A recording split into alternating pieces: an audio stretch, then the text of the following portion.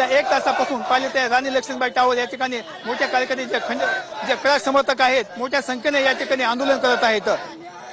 जोपर्यंत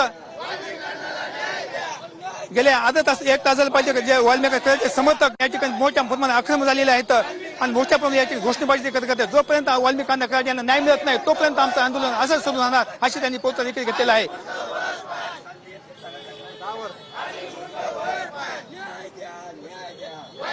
हजर केलं जाणार आहे। सीआयडी केस कोर्टाकडे वाल्मिकीला घेऊन रवाना झालेली आहे। तर दुसरीकडे शहराच्या मधोमध असलेल्या राणी लक्ष्मीबाई टॉवरवर या ठिकाणी कराड समर्थक जे आहेत ते आक्रमक झालेले आहेत। जवळपास तासाभरापासून त्यांचं आंदोलन या ठिकाणी सुरू आहे आणि त्याच वेळेला कराड समर्थकापैकी एकाला भोवळ आली।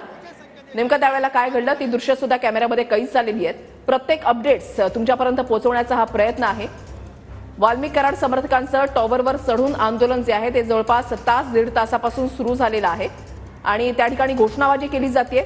संदीप क्षीरसागर असो, सुरेश धस असो, बजरंग सोनावणे असो यांच्या विरोधात या ठिकाणी कराड समर्थक आक्रमक होत घोषणाबाजी करतायत। एकीकडे कराड समर्थक आक्रमक झालेले असताना दुसरीकडे परळी पोलीस स्टेशनच्या बाहेर वाल्मिकी कराड याची आई यांच्याकडून सुद्धा ठिय्या आंदोलन केलं जात आहे। वाल्मिकीला थोड्याच वेळामध्ये केस कोर्टामध्ये हजर केलं जाणार। कोर्ट आज निर्णय देत असताना नेमकं काय सांगणार?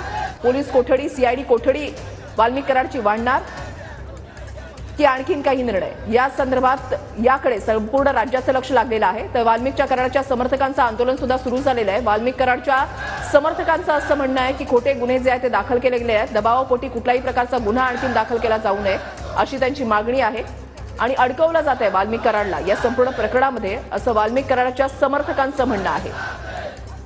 एकूणच संतोष देशमुख यांच्या हत्येनंतर बीड असो किंवा परळी असो या ठिकाणचं राजकीय वातावरण जे आहे ते ढवळून निघालेलं आहे। संतोष देशमुख यांच्या हत्येला 1 महिना उलटून गेलेला आहे। आतापर्यंत 8 जणांवर मकोका लावण्यात आलेला आहे। 7 जणांना अटक करण्यात आलेली आहे। मात्र मोठा आका आणि छोटा आका असा उल्लेख करत सुरेश धस यांनी सुद्धा आक्रमक पवित्रा घेतलेला आहे। देशमुख कुटुंबीय यांच्या समर्थनार्थ आणि संतोष देशमुख यांना न्याय मिळावा यासाठी राज्याच्या वेगवेगळ्या भागामध्ये 10 पेक्षा जास्त मोर्चे निघालेले आहेत। काही ठिकाणी मूक मोर्चांचं सुद्धा आयोजन करण्यात आलेलं होतं। मात्र त्याच वेळेला 5 ते 6